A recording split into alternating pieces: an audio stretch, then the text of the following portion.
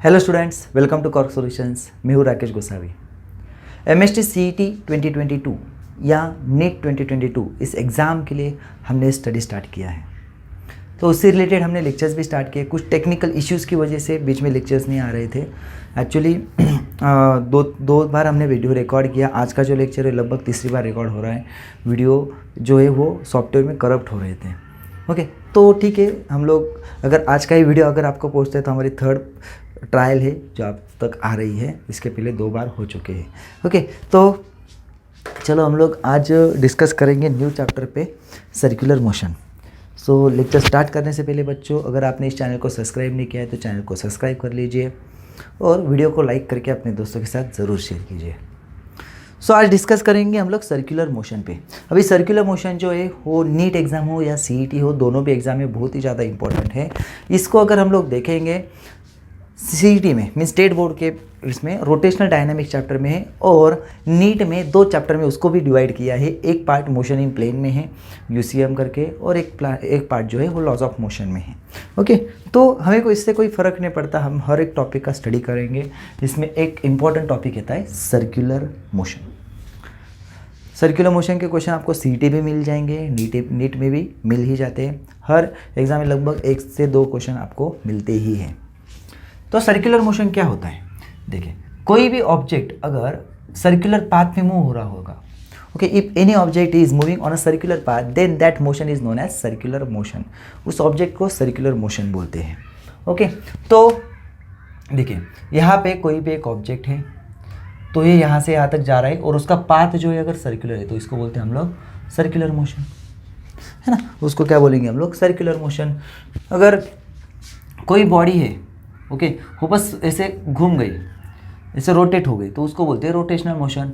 तो ये circular motion और रोटेशनल मोशन सेम नहीं होते, मतलब सिमिलर होते हैं। ओके, सिमिलर होते हैं लेकिन एग्जैक्टली सेम नहीं होते। ओके, तो चलिए हम लोग देखते हैं सर्कुलर मोशन के क्या क्या पैरामीटर से, क्या कौन से टर्म्स है जो हमें स्टडी करने हैं। तो सबसे पहली टर्म होती है एंगुलर डिस्प्लेसमेंट। एंगुलर डिस्प्लेसमेंट, उसका यूनिट होता है, सिंबल होता है थीटा। ओके, मीन्स मान लो ये एक ऑब्जेक्ट है जो सर्कुलर मोशन परफॉर्म कर रहा है, ये इस पोजीशन से इस पोजीशन पे आ गया, तो उसके रेडियस ने जो एंगल कवर किया है उसको बोलते हैं angular displacement. Okay, angular displacement मतलब जो ऑब्जेक्ट है वो सर्कुलर मोशन परफॉर्म करते वक्त कितने एंगल से, मीन्स उसके रेडियस ने कितने एंगल कवर किया है, कितना एंगल वहाँ पे कवर किया, उसको बोलते हैं angular displacement. Okay, angle describe by the radius vector in a given time when object is performing circular motion. Okay, तो इसका ऐसा यूनिट होता है रेडियन। इसका ऐसा यूनिट क्या होगा? रेडियन, ध्यान में रखिए। ओके, क्योंकि एंगल है, एंगल का ऐसा यूनिट होता है रेडियन। देन नेक्स्ट है एंगुलर वेलोसिटी। एंगुलर वेलोसिटी का सिंबल होता है omega. It looks like W, it is omega.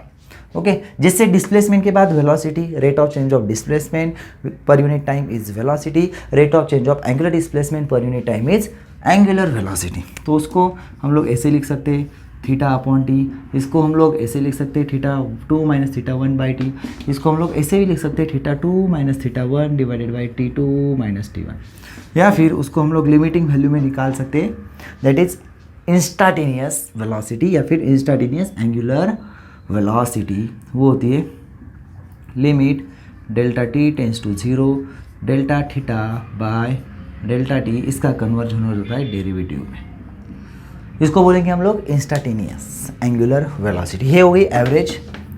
Okay, ये क्या हो जाएगी? एवरेज, और ये इंस्टाटेनियस, इसको हम लोग एवरेज बोलेंगे और इसको बोलेंगे हम लोग इंस्टाटेनियस एंगुलर वेलोसिटी। यूनिट होता है रेडियन पर second. Angle radian time second, angle radian time second. Okay, dimension, angle के डायमेंशन होते हैं नहीं, सेकेंड मतलब T⁻⁻1 इसके डायमेंशन होंगे।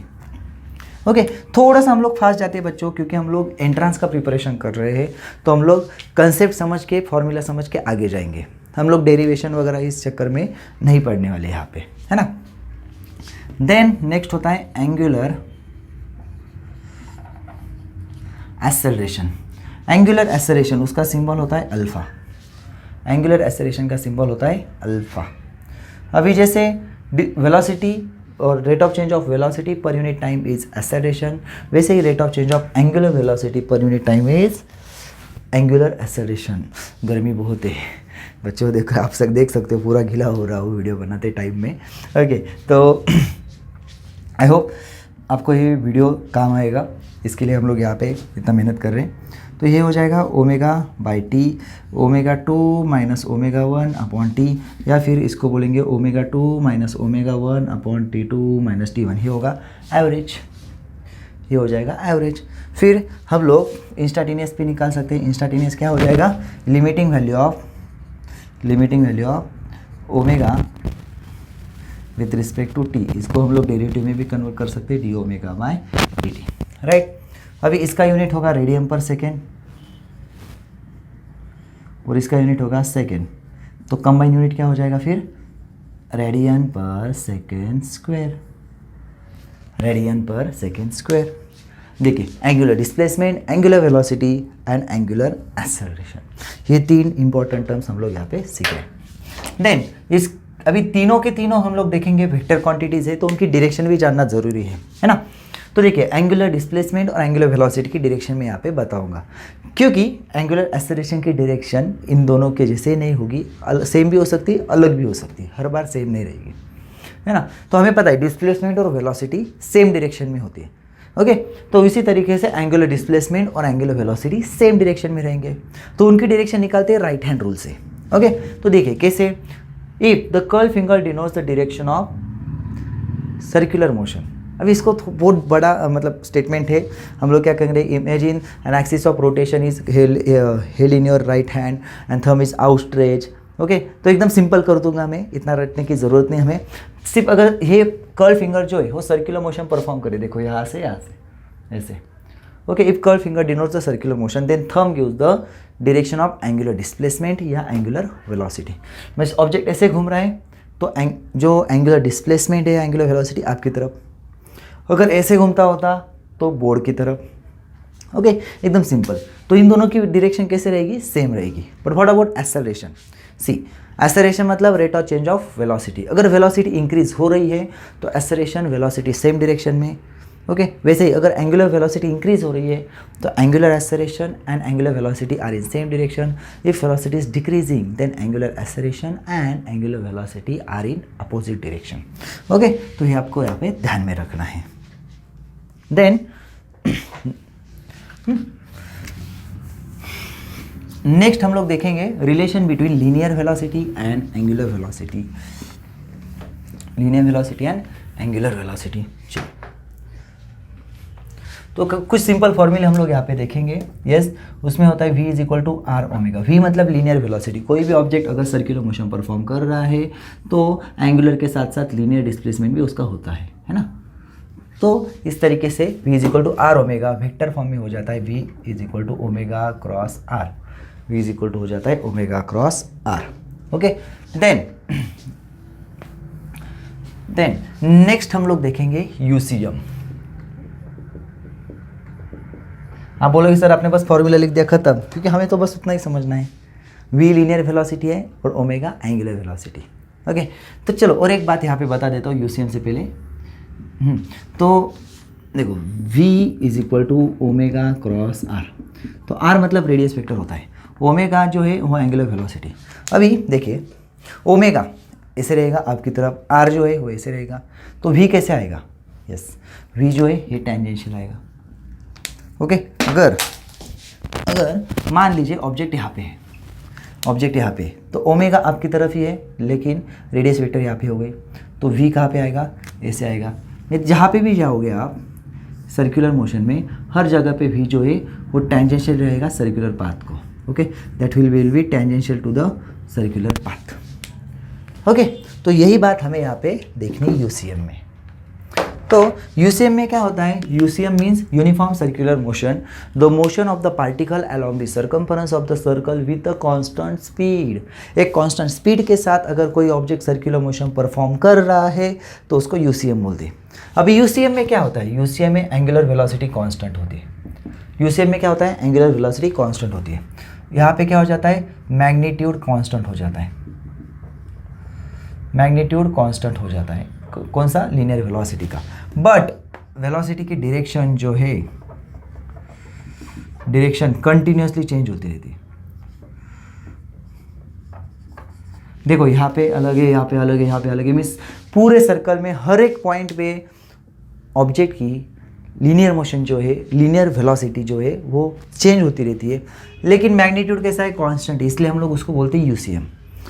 अगर वेलोसिटी की डायरेक्शन चेंज हो रही है, so what does it mean कि वेलोसिटी चेंज हो रही है, क्योंकि अकॉर्डिंग टू वेक्टर रूल दो वेक्टर क्वांटिटीज अगर सेम मैग्नीट्यूड है लेकिन उनकी डायरेक्शन अलग अलग है तो वो सेम होती है क्या, नहीं।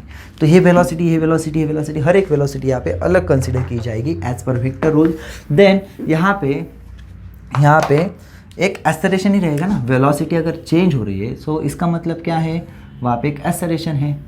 तो देखिए यहाँ पे एक एक्सेलरेशन होता है, इसलिए हम लोग बोलते हैं this acceleration is present in a circular motion.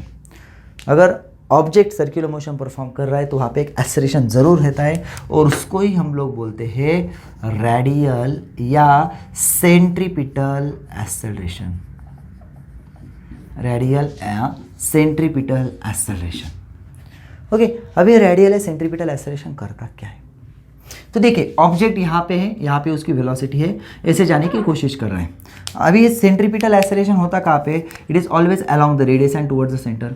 अभी इसको थोड़ा सा खींचेगा, अभी ये ऑब्जेक्ट यहाँ पे जाने की कोशिश कर रहा है, सेंट्रीपिटल एक्सेलरेशन उसको अंदर खींच रहा है, तो वो ना यहाँ पे जाएगा ना यहाँ पे जाएगा, वो ऑब्जेक्ट यहाँ पे चला जाएगा, राइट। सेम यहाँ पे सेंट्रीपिटल एक्सेलरेशन यहाँ पे ऐसे रहेगा, फिर वो आगे चला जाएगा। मतलब हर मोमेंट में क्या होगी, वेलोसिटी जो है उसकी डायरेक्शन चेंज होगी, मैग्नीट्यूड चेंज होगा नहीं, मैग्नीट्यूड चेंज नहीं होगा।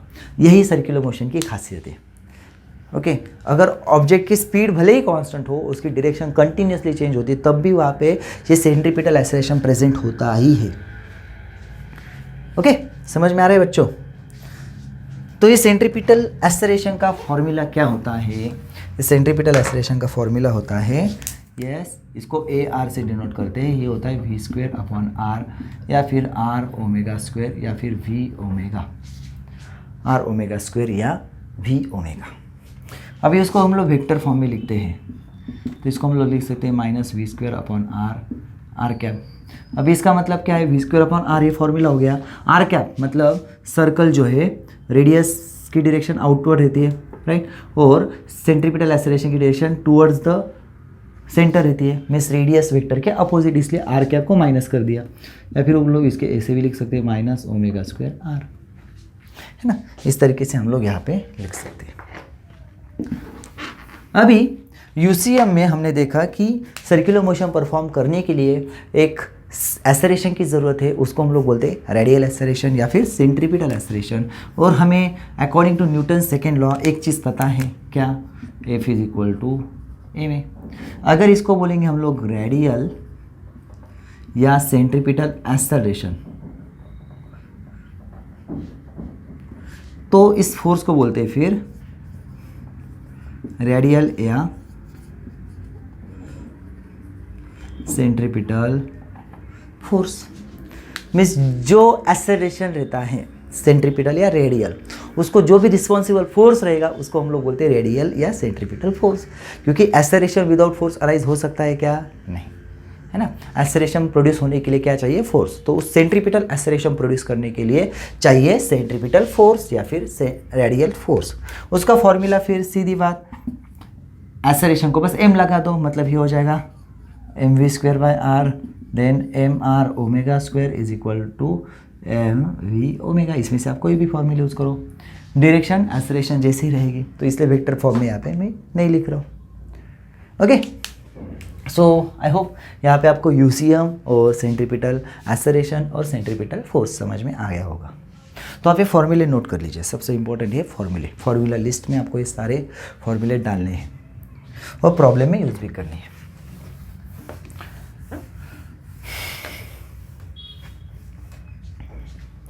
देन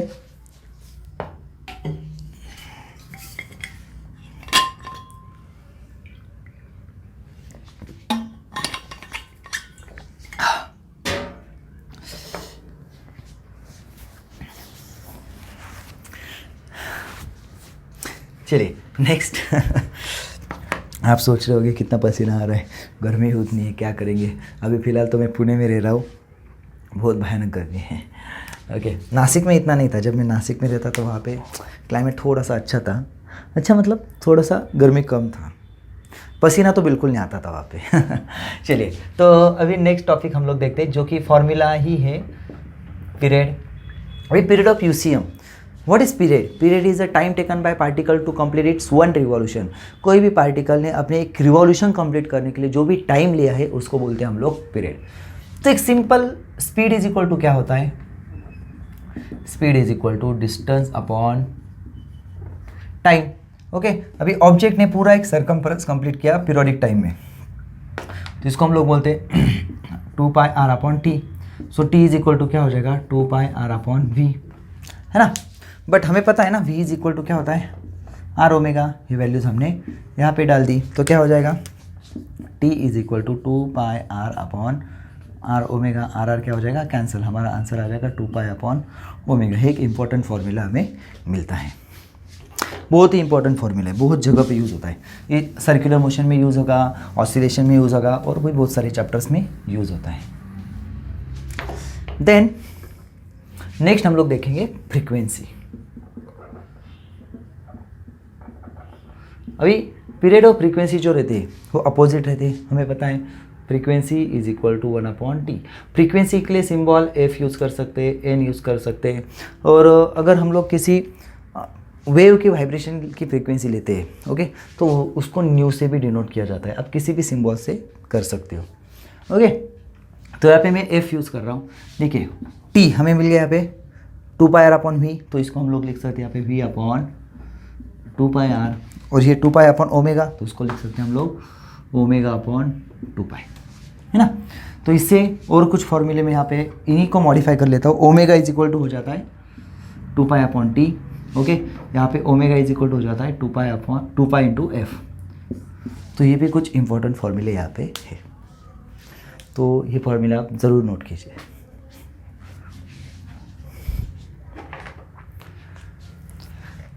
देन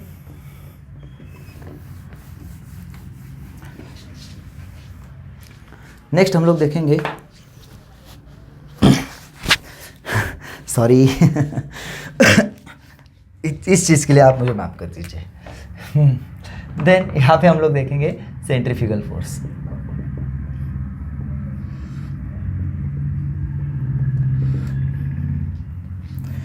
सेंट्रीफ्यूगल फोर्स, अभी जैसे सेंट्रीपिटल फोर्स होता है, एक सेंट्रीफ्यूगल फोर्स भी होता है सर्कुलर मोशन में। देखिए सेंट्रीपिटल फोर्स जो है वो रियल फोर्स है, सेंट्रीफ्यूगल सूडो फोर्स है। अभी सूडो फोर्स मतलब क्या? हमने मोशन इन प्लेन में पढ़ा होगा, राइट, या फिर आप जो भी मोशन में पढ़ा है हमने, सॉरी लॉज ऑफ मोशन में होगा हमारा, है ना। तो जैसे हम लोग बस में जा रहे हैं, ब्रेक लगा लिया, आगे चले जाते हैं, है ना, तो वो जो होता है सूडो फोर्स। वैसे जो सर्कुलर मोशन में सूडो फोर्स अराइज होता है उसको बोलते हैं सेंट्रीफ्यूगल फोर्स। अभी चलो एक सिंपल एग्जांपल लेते हैं। कोई स्टोन है, हमने स्ट्रिंग को बांध लिया, ऐसे घुमा रहे, अचानक से छोड़ दिया, और मैंने उसको फेंका नहीं, उसको मैंने छोड़ दिया, तो सर्कुलर मोशन की वजह से वो कंटिन्यूसली बाहर जाने की कोशिश कर रहा है, तो होता है सेंट्रीफ्यूगल फोर्स। वो जैसे मैंने उसको छोड़ा, वो सेंट्रीफ्यूगल फोर्स क्या करेगा? उसको बाहर निकाल देगा, ओके। तो centrifugal force always acts along the radius and away from the centre, okay. वो हमेशा कैसे एक्ट होता है? Along the radius and away from the centre.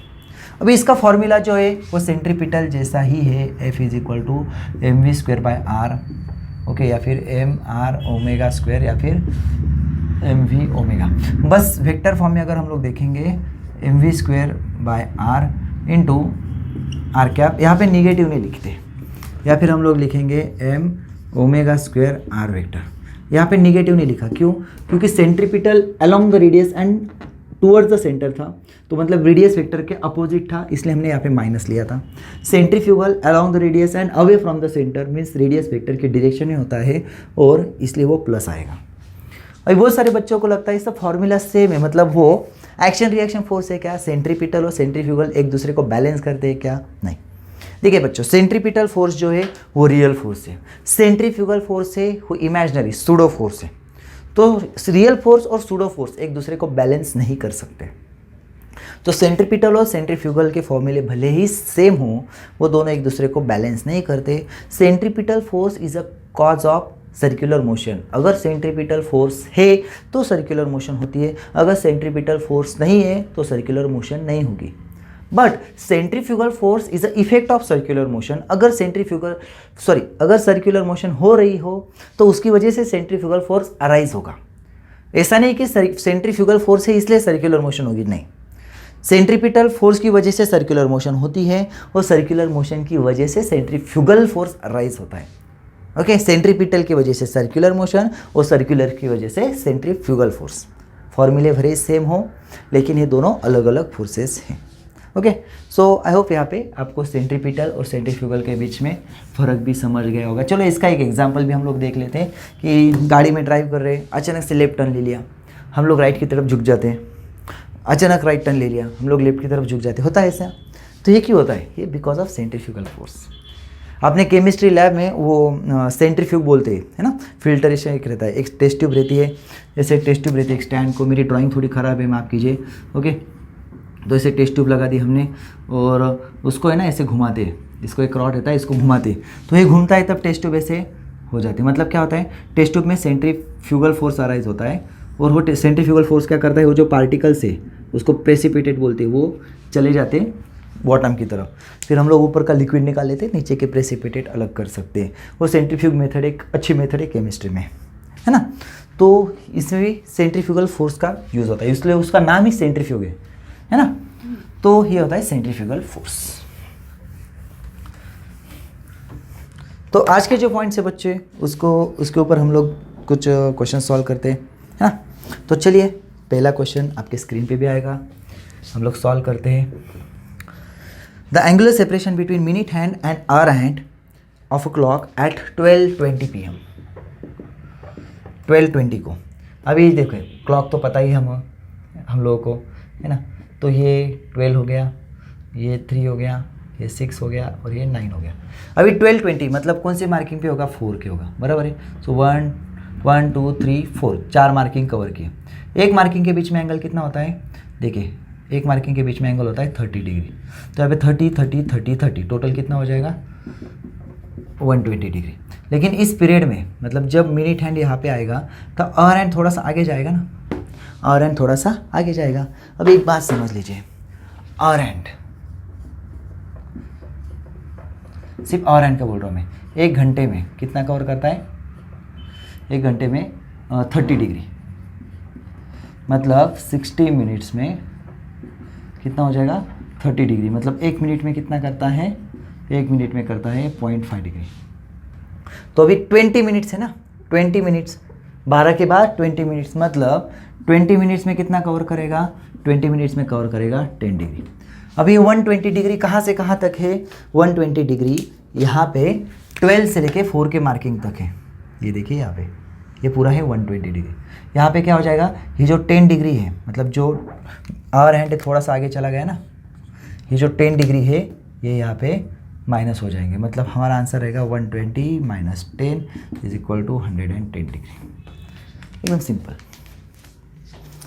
Okay, I think इस टाइप के क्वेश्चन आपने मैथ्स में भी पढ़े होंगे, है ना, इस एंगल एंड इट्स मेजरमेंट में, तो वैसा ही है यहाँ पे। चलिए next question, a body revolves in a circle of radius pi centimeter in 1 minute. Its linear velocity in centimeter per second is, a body revolves n times in a circle. Okay, तो उन्होंने क्या दिया हमें, देखिए frequency दी है, कितनी दी है, n, frequency दी है n, रेडियस कितनी दी है, pi। ओके, लीनियर वेलोसिटी पूछिए, v = तो हम लोग अभी कर रहे थे, यस, v = 2πRF, ये फॉर्मूला हम लोग ले सकते हैं, है ना। सो 2π, ओके, देन r कितना हो जाएगा, r भी पाई, और f कितना है, n है, तो ये हो जाएगा 2π² n। ओके, अभी उन्होंने क्या बोला है, ये फ्रीक्वेंसी पर मिनट है, ये क्या है, पर मिनट है। मतलब यहाँ पे जो आंसर आएगा हमारा सेंटीमीटर पर मिनट आएगा, है ना। सेंटीमीटर पर मिनट आएगा। अभी हमें क्या करना है, पर सेकेंड निकालना है, तो हमें क्या करना पड़ेगा n/60। तो इसलिए हम लोग क्या करेंगे 2π² n/60 सेंटीमीटर पर सेकेंड, है ना। ये हमारा आंसर, सिंपल। अगर आप डायरेक्ट एक कन्वर्ट करके भी डालते हो तो भी चल जाता, पर सेकेंड, ये डायरेक्ट डालते तो भी यहाँ पे चल जाता, कोई दिक्कत नहीं था। ओके, वैसे भी चलेगा, कोई दिक्कत नहीं। Yes, then next, a stone is tied to the one end of a string of length 50 centimeter is held in a horizontal circle with a 40 revolutions in 20 seconds. If the speed in meter per second of the stone along the circle is, speed पूछा है metre पर second में। Okay, हमें क्या दिया है, length, मतलब उसको हम लोग रेडियस बोलेंगे। 50 सेंटीमीटर दिया है तो 5.5 मीटर लिख लेंगे। देन उन्होंने क्या बोला है, देखिए 40 रिवॉल्यूशंस इन 20 सेकेंड्स, मतलब फ्रीक्वेंसी कितनी हो जाएगी 40 रिवॉल्यूशंस इन 20 सेकेंड्स, मतलब एक सेकेंड में कितना, 2 रिवॉल्यूशंस पर सेकेंड। सिंपल।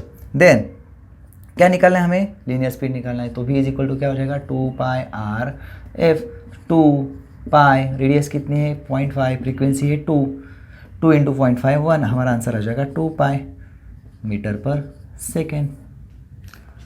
देखिए कितना सिंपल क्वेश्चन है ना। इस क्वेश्चन सीईटी में आके गया है, ईयर मुझे याद नहीं लेकिन सीईटी में आके गया है। यस, चलिए next. If the length of seconds hand in a stop clock is 3 centimeter, then the angular velocity and the linear velocity of the tip is, angular and linear पूछिए हमें। ओके, तो चलिए हम लोग देखते हैं। तो अब जब भी आपको मिनट हैंड, सेकेंड हैंड ऐसे दिया जाता है तो उसका मतलब वहाँ पे इनडायरेक्टली आपको पीरियड दिया है। वो उन्होंने क्या बोला है, सेकेंड्स हैंड, मतलब पीरियड उसका है 60 सेकेंड, सिंपल। ओके, देन आपको अभी ओमेगा निकालना है और वी निकालना है, तो उसके लिए रेडियस भी हमें दी है 3 सेंटीमीटर। रेडियस 3 सेंटीमीटर क्यों ली, क्योंकि उन्होंने वेलोसिटी ऑफ द टिप पूछी है, टिप, उसकी टिप की। ओके, तो देखिए ओमेगा इज इक्वल टू हो जाता है 2π/t, मतलब ये हो जाएगा 2π/60, है ना, 2π/60, तो मतलब ये हो जाएगा π/30। अभी मैं उसको आपको ट्रिक बताऊंगा। देखिए पाई की वैल्यू कितनी होती है 3.14 और ये कितना हो जाएगा 30, तो हमारा आंसर ऑब्वियसली कितना होगा, देखिए 0.1 समथिंग होगा, है ना। मतलब ऑप्शन में एक ही ऐसा 0.1047। आप बोलोगे सर 0.14 क्यों नहीं लिया, 0.14 क्यों नहीं लिया, क्योंकि आंसर नियर अबाउट 1 आएगा ना। 1.14 मतलब बहुत बड़ा हो गया, है ना। तो 4 और 14 3 कितना हो जाता है, 14 3 होता है 42, मतलब ये 4.2 के ज़्यादा होगा 4.2 से, तो वो 0.1472 सही रहता। तो ये आंसर हमारा रहेगा ऑप्शन में से।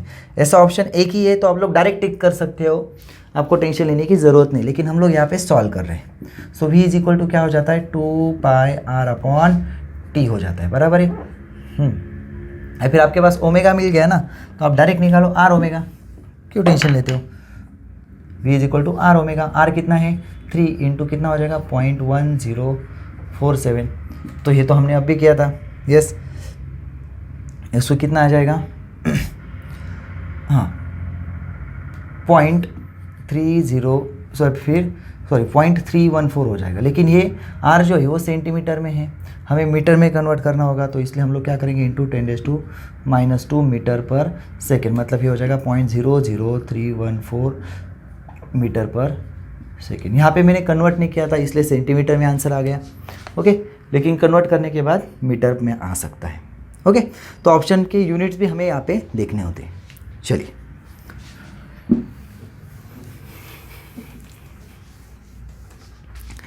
Next question, what is the linear velocity. Omega आपको दी है, omega 3i - 4j plus k, and r आपको दिया है 5i - 6j plus 6k। Okay, so v is equal to क्या होता है ओमेगा क्रॉस r होता है, तो इसको ऐसे निकालेंगे i j के, ओके ये क्या हो जाएगा 3 माइनस 4k, ओमेगा पहले लेंगे फिर r लेंगे, देन 5 माइनस 6। अभी यहाँ पे क्या हो जाता है i, देखिए i इसको ढकेंगे ऐसे तो -4, यहाँ पे 1 था सॉरी, हाँ -4 इंटू 6 कितना हो जाएगा -24, और यहाँ पे कितना हो जाएगा minus minus plus 6 minus j, okay J क्या लाइन और मतलब कॉलम और रो ढकना है तो 3 1 5 6, 3 इंटू 6 18, 18 माइनस 5 आ जाएगा, और जे को जो है माइनस लेना होता है, देन के को भी हमें ढकना है 3 into minus 6 minus 18 minus minus plus 20, लेकिन आपका आंसर यहाँ पे ऑप्शन से मिल जाएगा है ना। तो यहाँ पे हम लोग लिख सकते हैं -18i 18 माइनस 5 13 माइनस 13j, और ये हो जाएगा +2k, this is your linear velocity, yes -18i minus 13j plus 2k। Okay चलो नेक्स्ट क्वेश्चन हम लोग देखते हैं। देखो कैसे फास्ट हो सकते हैं सवाल, एकदम सिंपल, और ये सारे क्वेश्चंस एग्जाम में आके गए हैं, ऐसा नहीं कि एग्जाम ऐसे इजी क्वेश्चंस है, नहीं एग्जाम में यही क्वेश्चंस आके गए, एग्जाम वाले ही क्वेश्चंस है सब। If the angular speed of our end of a clock in a degree पर सेकेंड, देखिए क्या बोला है आवर एंड मतलब कितना होता है 12 आवर्स होता है, राइट। तो अभी उन्होंने क्या पूछा है एंगुलर स्पीड पूछा है, तो एंगुलर स्पीड कितना आएगा वो हमें निकालना है। देखिए एंगुलर स्पीड का फॉर्मूला क्या होता है omega is equal to 2π/t। अभी यहाँ पे क्या करेंगे 12 इंटू 3600 सेकेंड्स करेंगे, क्योंकि एक घंटे में कितने सेकेंड्स होते हैं 3600, और आर एंड ए वो 12 घंटे लेता है एक रोटेशन कंप्लीट करने में, तो हो जाएगा 2π/12 इंटू 3600 है ना। तो यहाँ पे क्या हो जाएगा फिर ये हो जाएगा 6 मतलब π/, यस। अभी एक काम करेंगे यहाँ पे थोड़ा सा हम लोग ऑप्शन में देखेंगे एक बार, क्योंकि ऑप्शन के अनुसार हमें यहाँ पे जाना होगा। यस उन्होंने डिग्री पर सेकंड पूछा है, तो हम लोग इसको कुछ नहीं करेंगे, ओके तो इसको ऐसे ही रखेंगे। देखिए ऑप्शन देख लेते फ़ायदा होता है। ये आंसर जो है ये रेडियन पर सेकेंड में आएगा, तो रेडियन को डिग्री में कन्वर्ट करना है। देखिए pi radian is equal to 180 degree, तो यहाँ पे क्या होगा 1 रेडियन इज इक्वल टू 180/पाई डिग्री होता है, ओके तो इसका मतलब यहाँ पे आपको क्या करना पड़ेगा 180/पाई से मल्टीप्लाई करना पड़ेगा, ये हो जाएगा डिग्री पर सेकेंड है ना। तो देखिए यहाँ पे कैसे आंसर हमें इजीली मिल गया, तो यहाँ पे पाई कैंसिल, ये हो जाएगा यहाँ पे 2 0 थे, ये हो गया 20, मतलब कितना हो जाएगा 1/720 सॉरी 1/120, 720 कहाँ से आया ओके डिग्री पर सेकेंड, ओके यहाँ पे 12 था ना, 12 दिमाग में आ गया था, यस तो 1/120 डिग्री पर सेकेंड ये हमारा आंसर। सो आई होप आपको आज के जो टॉपिक्स है वो समझ में आए होंगे, और कुछ क्वेश्चंस भी हमने किए। आप इस चैप्टर की मॉक टेस्ट ज़रूर दीजिए इस लेक्चर के बाद में, ताकि आपको भी पता चले कि आपको ये चैप्टर कितना आ रहा है। तो आप कॉर्स सॉल्यूशन के सारे मॉक टेस्ट कभी भी दे सकते हो। आप नीचे दिए हुए डिस्क्रिप्शन में जाइए, मतलब डिस्क्रिप्शन में जो लिंक है उस पर जाइए, वहाँ पे क्लिक करने के बाद में आपको पूरा शेड्यूल ओपन हो जाएगा। वहाँ पे चैप्टर वाइज पे जाएंगे, चैप्टर वाइज पे आपको पूरा शेड्यूल ओपन होगा, कौन सी डेट को हमने कौन सी टेस्ट रिलीज़ किए। आप पास्ट में से कोई भी टेस्ट दे सकते हो, मतलब आज की जो डेट है, मान लो आज हमारी डेट है 11 अप्रैल, ओके तो 11 अप्रैल तक के जो भी टेस्ट ओपन हुए आप सारे दे सकते हो। ये टेस्ट खत्म होने के बाद में हम लोग पास्ट ईयर क्वेश्चन स्टार्ट करने वाले, फुल लेंथ भी होने वाले, बहुत सारे टेस्ट सीरीज यहाँ पे आपको मिलने वाले। आप बस वेबसाइट को रेगुलर विजिट करते रहिए, यूट्यूब चैनल पे आप हमारे लेक्चर्स देखते रहिए, और जो भी हमारे हेल्प वाले वीडियो है वो भी आप देख सकते हो, जिससे आपको सपोर्ट होगा, स्टडी करने में बहुत सारी हेल्प होगी, और आपकी एग्ज़ाम जो है वो अच्छे से जाएगी। आपके स्टडी रिलेटेड आपको कोई भी डाउट हो आप हमें पूछ सकते हो, उसके ऊपर हम आपको ज़रूर आंसर करेंगे, ज़रूर उसके ऊपर वीडियो बनाएंगे। मिलते हैं बच्चों नेक्स्ट वीडियो में। अगर वीडियो अच्छा लगा तो लाइक कीजिए, अपने दोस्तों के साथ शेयर कीजिए, उस चैनल को ज़रूर सब्सक्राइब कीजिए। तब तक के लिए अच्छे से रहिए, take care, all the best and bye bye.